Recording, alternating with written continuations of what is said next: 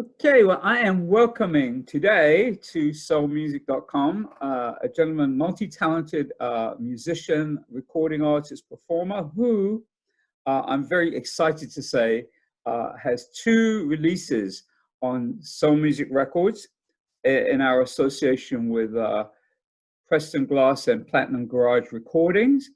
And they now have just been released, well, one in earlier this year, and now one that just came out in the last week or so through our association with X5.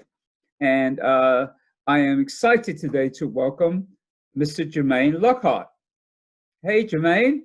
Hey, David. Thank you so much for having me. You're welcome. How's Phoenix today? Hot, very hot. Okay. We're experiencing the lockdown with the pandemic. Sure. The big bushy beard. I haven't shaved it. Okay. We've been on lockdown, so okay. Look for me. I gotcha. Well, it's actually sunny in London today too. As you probably see, the sun is streaming through the curtain here. I'm about to have a similar concern, not with the beard, but with my hair, which when it grows sufficiently will have me look a little bit like Albert Einstein. Not a look I like, but anyway, that's not the purpose of our interview. It's not to talk about the concerns we have about not having beards and hair cut. We're here to talk about your career. We're here to talk about your latest release. I want to say before we go any further, how exciting it is in particular, because I know that on Perfect Timing, which is your latest release through SoulMusic Records, and you have the endorsement and support of a legend, musical legend, George Benson, and which is wonderful. And we're going to talk more about that as we go through this conversation. And for those who may not know you, why don't you tell us a little bit about your background in terms of how you got involved with music professionally, and just so we can kind of know a little bit about what brought you to this point in music. Thank you so much, David. Basically, my mom and my father are musicians. Really quick, my mom started a school, had over 150 students, so I was kind of destined to learn. Yes. With both parents being musicians. We had instruments all over the house, drums, pianos, the woodwind instruments, violins. So, you know, it was just kind of hard for me not to pick up a couple of those instruments and play.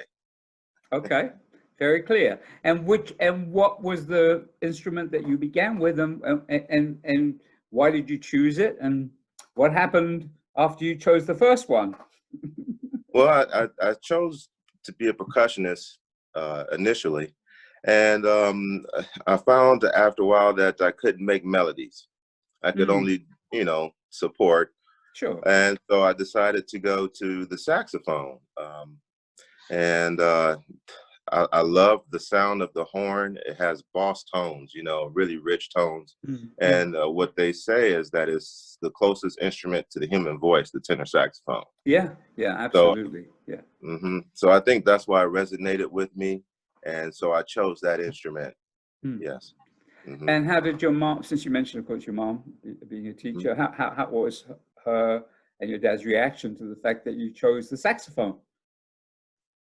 Oh, their reaction, it wasn't really a reaction. I don't think I didn't get a reaction until after I had the horn for a week and I had already started playing songs.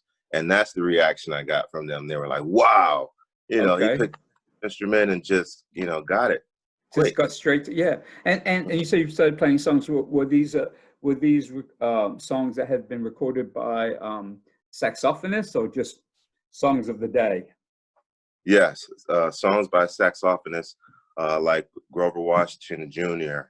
Yes. My mom would buy me all of his albums, and I would play those albums and learn every solo and every melody. Yes. And did you have a favorite Grover Washington album? Wine Light was my favorite album. Really? Okay. And why? Uh, that's a great question, Dave. You know, I don't know. It just kind of resonated with me. I Yes. liked Grover's sound, and it was probably easy for me to mimic him I because gotcha. he's, Yes. yeah, he's really melodic. So Absolutely. and Yeah. so it was really Absolutely. easy for me to mimic him, and I think that's why I kind of gravitated towards him. Okay. Mm. Now, were there any other saxophone players that you also liked as you developed your interest and love of playing the instrument? Was there, or any others that you listened to or you began to study? Yes, well, when I went to Oberlin Conservatory, um, I started studying a lot of different saxophonists. Um, uh, Dexter Gordon was the first Mhm. one that I started to kind of listen to, and then I went to Sonny Stitt and Sonny Rollins, and you know, of course, John Coltrane Yeah. and Charlie Parker. So those were my main guys that I kind of listened Mm. to. Okay. Hmm. And then at what point did you say, okay, this is what I want to do as a profession? I always knew that I wanted to be Oh, a you did. musician. Okay. Yeah, Yeah. So that uh, wasn't even up for grabs, so to speak. no, Okay. I always knew from the beginning that I was going to be a musician. When we started on recorders in grade school, Hmm. I remember uh, recorders. Yeah. you remember those recorders? Yeah, I I I, do. I would stand in front of my bedroom mirror and play "Mary Had a Little Lamb" and say, "Thank you, thank you, thank you, Jermaine Lockhart, thank you." So, That's funny, man. That's funny.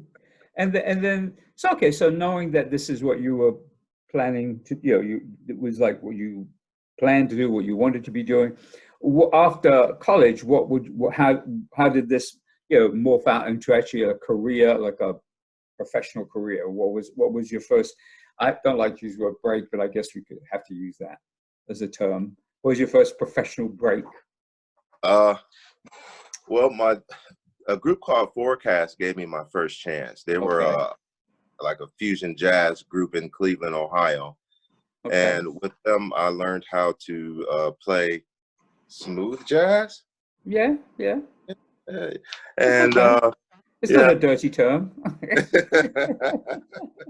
I understand. Yeah. And so, yeah, I kind of picked up those chops there and performance chops. They taught Yes. me a lot about being on stage because I hadn't had a lot of experience with that. Mm-hmm. And so with them, I was able to open up for groups like the Yellow Jackets, Angela Mm. Bofield, Wow.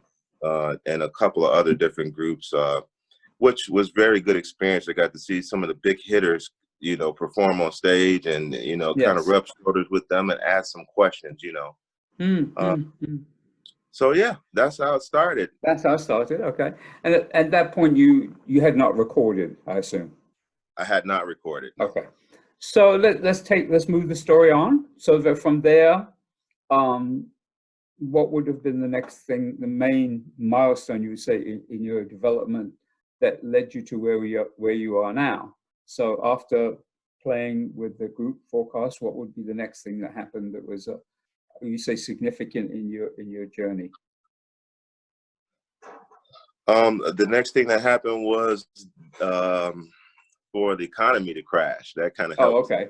Okay. Okay, I gotcha.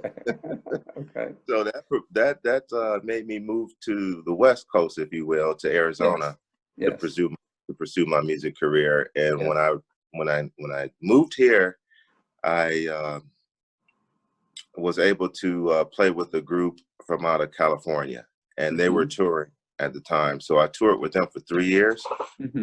and it kind of taught me more of the music business side of it. Okay.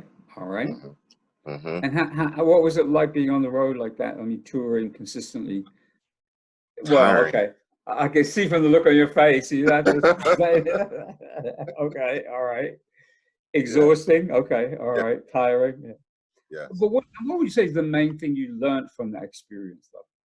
It may have been tiring and exhausting, but what would you think you took away from that? What was the main thing that you learned? Well, that after doing that, I realized that I didn't want to be the supporting staff, if you will. Okay. I wanted to be the upfront man. Okay.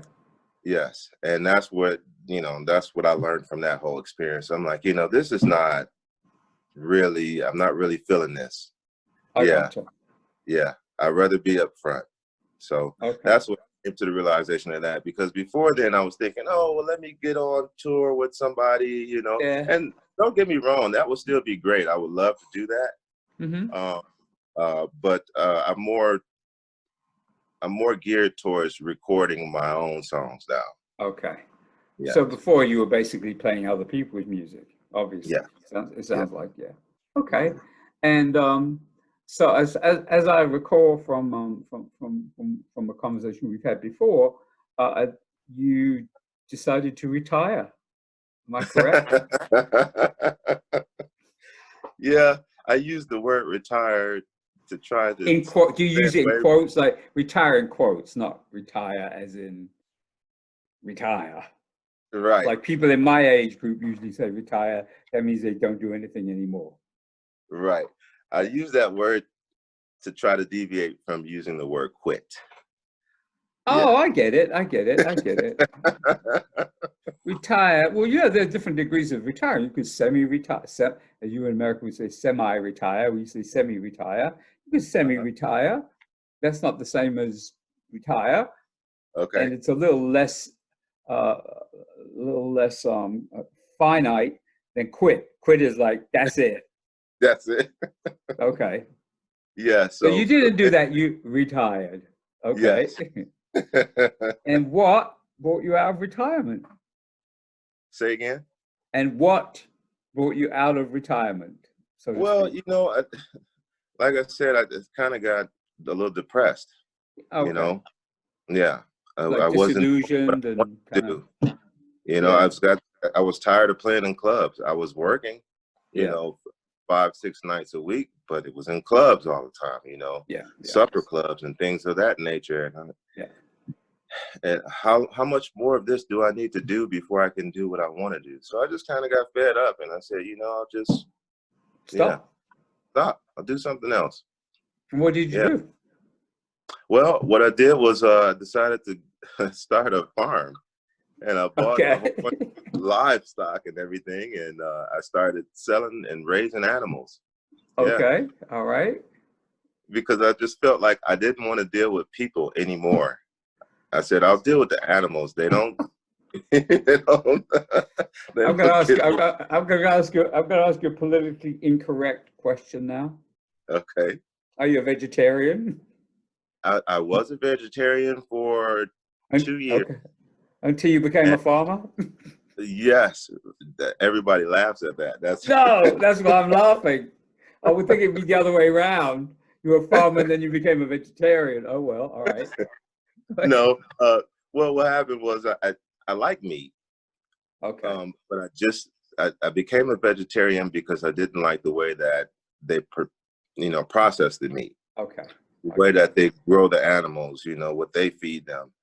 And so that's why I went vegan.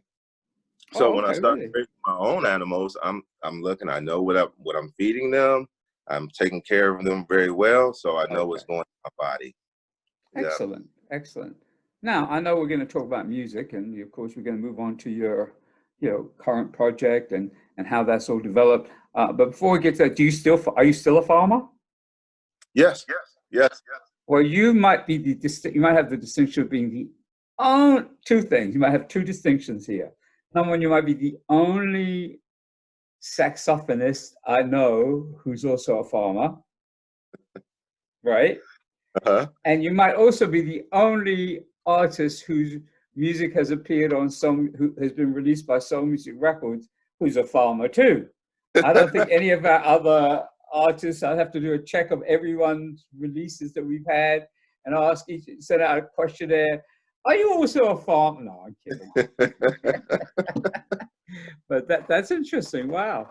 All right. So now let's bring us up to now. So and as I mentioned in the introduction, the first release we had from you earlier this year was "Back to the Sunshine," which I thought came at a very auspicious time, a really, really great time that it came out, because this was kind of around the time when we were dealing with the beginnings of our global pandemic. And certainly I can tell you from the perspective of being here in the UK, where in January and February, we really do need to be back to the sunshine because it's Yes.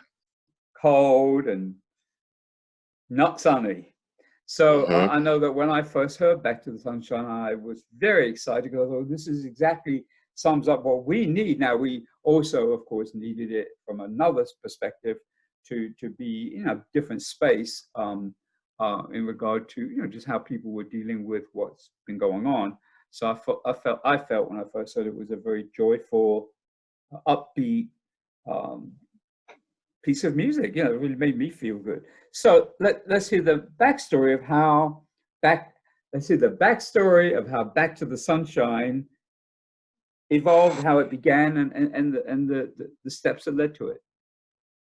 Well, I have to give all the credit to Preston Glass for Back to the Sunshine. He presented that tune to me. He composed that tune, and I was just the messenger, really, on it. Yes. Yes. And he did a great job, and it was perfect timing. I hate to kind of put that in there, but it was. That's okay. We'll get to that in a minute, but I get it. That's a good plug. But all right. Yes. Yes. Yes. So yeah, he did a great job with that, and he sent that tune over to me, and I listened to it, and it was a good tune. I must say I did make a few little changes with the melody in the beginning. Yes, yes. But I can't take credit for that. That was all Preston's genius. Yeah.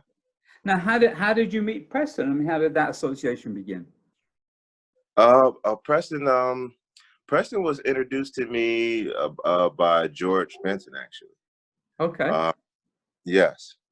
And so how did you connect with George Benson? Because obviously there had to be a connection before that for him to be able to do that. Yes. George Benson came to a club where I was performing at, and we were playing a tune called Trinkle Tinkle. Yes. And he hadn't heard that tune in a long time. Okay. So he had my manager presently now, he wasn't then, to come and invite me over to his table. And we spoke, and he told me that I really did a good job with that. And next thing you know, he invited me over to his house. You know, we're partying, we're talking. And now, you know, he's kind of taking me under his wing, which is great. Yes. It's been an experience. Well, let's go back for a moment to that moment when you were in the club and you were playing this track, you were playing this song. Is it, by the way, one of his compositions or is somebody else's? I'm not familiar with it. No, it's the Trinkle Tinkle Thelonious Monk. Oh, wow. So that's not like your kind of, that's a little stretch from Grover, and with all respect to Grover and other contemporary saxophonists. Wow, can you say his name? Thelonious Monk? Thelonious Monk. Right? Yeah, good. You can see I don't say that very often. Yeah, that's it. That's in a kind of different. That's in a whole different, you know, realm of legendary musicians. So, so obviously, I guess George Benson hearing you do that was a little bit like, whoa, I imagine. Mm-hmm. And what was your reaction when? Did you know he was going to be at the club? I didn't know he was going to be there. Okay, so when he invited you to come and talk with him at the table, what was your response? What was your reaction? Do you remember your reaction in the moment? Wow, it's George Benson. He's giving me a compliment. Unbelievable. Yes. That was my reaction. Yeah. Yes. And then when you went over to meet with him and so on, is that when he expressed interest in wanting to you know, I guess mentor you or work with you in any way? I mean, how did that conversation evolve? Well, it took a while. We hung several times before we even, you know, really even talked about helping me, you know. Okay, good. Yeah. So I guess he was trying to, you know, it's kind of like a several interviews, if you will, that went down, you know, would invite me over. And after he felt comfortable with me and heard some of my other recordings, decided, hey, I want to help you. I want to help Okay. you. He said, you have a sound, and you're special. You're not like the other musicians. And he said, oh, that's what happened. He decided to help me. Wow. And he's the one who suggested working with Preston, because I know, of course, George has worked with Preston on a number of occasions, and there are certain songs that are very much associated with their recording association together. I'm always reminded of the song "Kisses in the Moonlight," and then there's I think another song called "Shiver," and there's several other things that they did together with Preston as a producer and songwriter. So when George recommended or suggested you meet up with Preston, how did that all play itself out, so to speak? Oh, my manager, pardon, he went out to California to meet Preston initially. Yes. And once he met him, he came back, told me about Preston and that he wanted to work with me. He let Preston hear a couple of songs that I did in clubs, performances. Yeah. And Preston was, he liked it. And he said, I want to work with the saxophone player. So that's basically how it happened. Wow. I called Preston and I said, Mr. Glass, I would love to work with you. And, he kind of was like, yeah,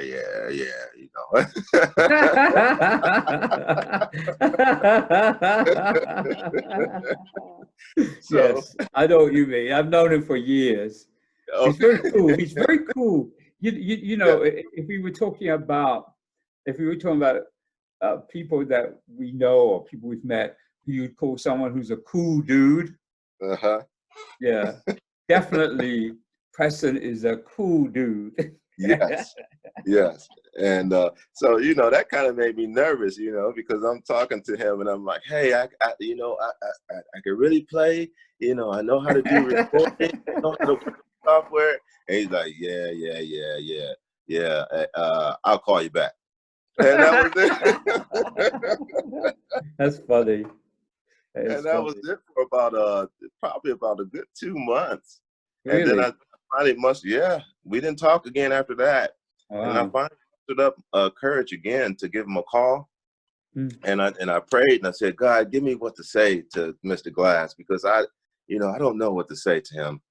Obviously what I said in the beginning didn't work. Okay. So I called him back and I told him, I said, and I was just upfront with him. I said, Mr. Glass, I didn't know what to say to you when I first spoke with you.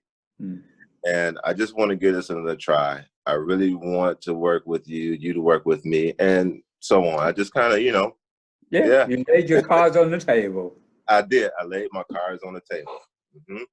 All right. Yeah, well, clearly. And, I'm just really fortunate and feel really good about the fact that, he and I have been working together for quite a long time, actually, now.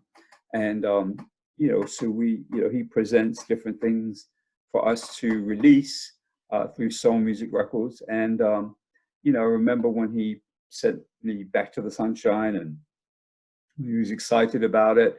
He told me a little bit about your background. Of course, he mentioned that George Benson was really endorsement. That's right, right? Endorsing your work, and so I'm delighted to say that when we did put it out, Back to the Sunshine, people, particularly in UK on soul music radio stations, and I guess some of the other radio stations, really responded really well to it. So that was number one. And then here we go with number two, which is as you so eloquently mentioned, is perfect timing.